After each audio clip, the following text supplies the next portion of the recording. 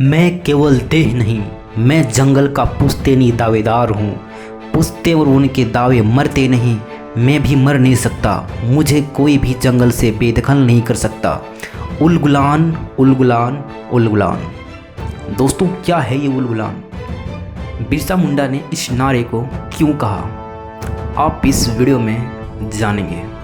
Hello, हाय, नमस्ते, जय भीम, जोहार। मैं आपका दोस्त प्रेम कुमार स्वागत करता हूं डेंजर इंडिया यूट्यूब चैनल पे। दोस्तों, 15 नवंबर को हम लोगों के लिए क्या है खास और बिरसा मुंडा का क्या है राज, इस वीडियो में पूरा होगा बात साफ। बिरसा मुंडा का जन्म 15 नवंबर सन 1875 को वर्तमान झारखंड के राज्य के रांची जिले के अंतर्गत चालकाड़ के निकट उली हातू गांव में माता करमी हातू और पिता सुगमा मुंडा घर हुआ था। उस समय भारत के अंग्रेजी शासन था।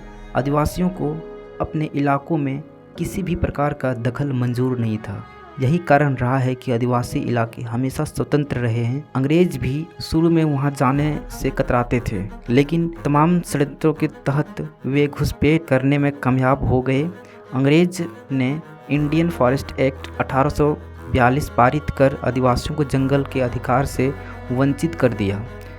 अंग्रेजी सरकार आदिवासियों पर अपनी व्यवस्थाएं थोपने लगी।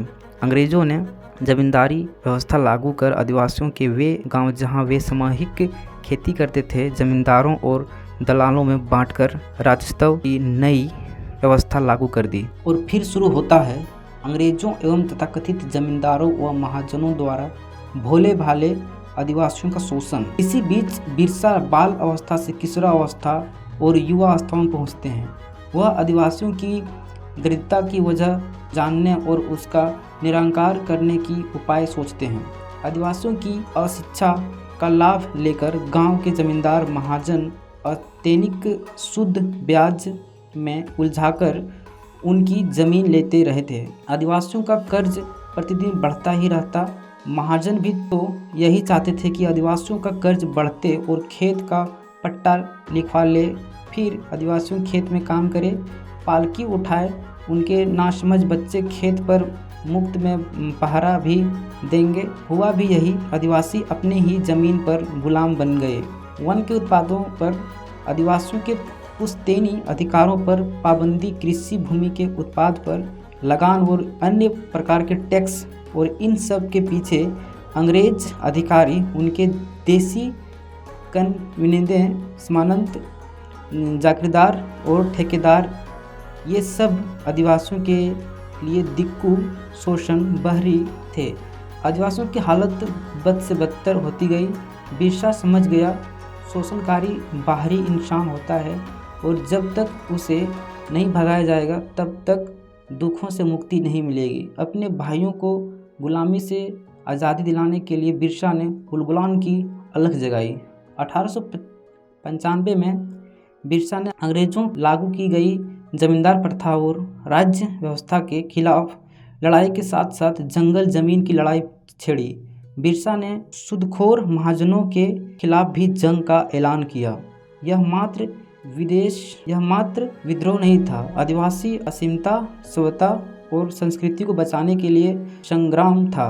उलगुलान। बिरसा ने अबुआ दिशुम अबुआ राज यानी हमारा देश हमारा राज्य का नारा दिया। देखते ही देखते छोटा नागपुर के सभी आदिवासी जंगल पर दावेदारी के लिए गोलबंद हो गए। अंग्रेज सरकार के 5 उखड़ने लगे। महाजन, जमींदार और सामंतन उलगुलान के भय से कांपने लगे। अंग्रेजी सरकार ने बिरसा के उलगुलान को दबाने की हर कोशिश की, लेकिन आदिवासियों के उलगुलान युद्ध के आगे उन्हें असफलता ही मिली। 1897 से 1900 के बीच आदिवासियों और अंग्रेजों सिपाहियों के बीच युद्ध होते रहे। बिरसा और उनके अनुयायियों ने नाक में दम कर रखा था। अगस्त 1897 में बिरसा और उसके 400 सिपाहियों ने तीर कमानों से सेल होकर खुट्टी थाने पर धावा बोला। 1898 में तांगा नदी के किनारे मुंडाओं की भीड़ अंग्रेज सेनाओं से हुई, जिसमें पहले तो अंग्रेज सेना हार गई, लेकिन बाद में इसके बदले उस इलाके के बहुत से आदिवासी नेताओं की गिरफ्तारी हुई। जनवरी 1900 में उली हातू के नज़दीक डोमबाड़ी पहाड़ी पर बिरसा अपनी जनसभा को संबोधित कर रहे थे, तभी अंग्रेज सिपाही ने चारों तरफ से घेर लिया। अंग्रेज़ों और आदिवासियों के बीच संघर्ष हुआ। बंदूक तोप का सामना तीर धनुष भाला कब तक कर पाते। औरतें और बच्चे समेत बहुत से लोग मारे गए। बिरसा के कुछ शिष्यों को गिरफ्तार कर लिया। अंत में स्वयं बिरसा भी 3 फरवरी 1900 चक्रधरपुर में गिरफ्तार कर लिए गए। जेल जाते समय बिरसा ने लोगों से आग्रह किया कि आज भी मुंडारी लोकगीतों में गाया जाता है, मैं तुम्हें अपने शब्द दिए जा रहा हूँ, उसे फेंक मत देना, अपने घर या आंगन में उसे संजो कर रखना, मेरा कहा कभी नहीं मरेगा, उलगुलान उलगुलान उलगुलान। और ऐसे शब्द मिटाए ना जा सकेंगे, ये बढ़ते जाएंगे, बरसात में बढ़ने वाली घास की तरह बढ़ेंगे, तुम सब कभी हिम्मत मत हारना, उलगुलान जारी है। 9 जून 1900 को बिरसा ने रांची के कारागार में आखिरी सांस ली। 25 साल की उम्र में ही बिरसा मुंडा ने जिस क्रांति का आगाज़ किया वह आदिवासियों के लिए हमेशा प्रेरणादायी रहा। बिरसा के आंदोलन को अंग्रेजी सरकार बेशक दबाने में कामयाब हो गए, लेकिन छोटा नागपुर के आदिवासी पर शासन करना लोहे के चने चबाने जैसा हो गया था। जगह जगह अंग्रेज़ों सैनिक को विरोध झेलना पड़ता।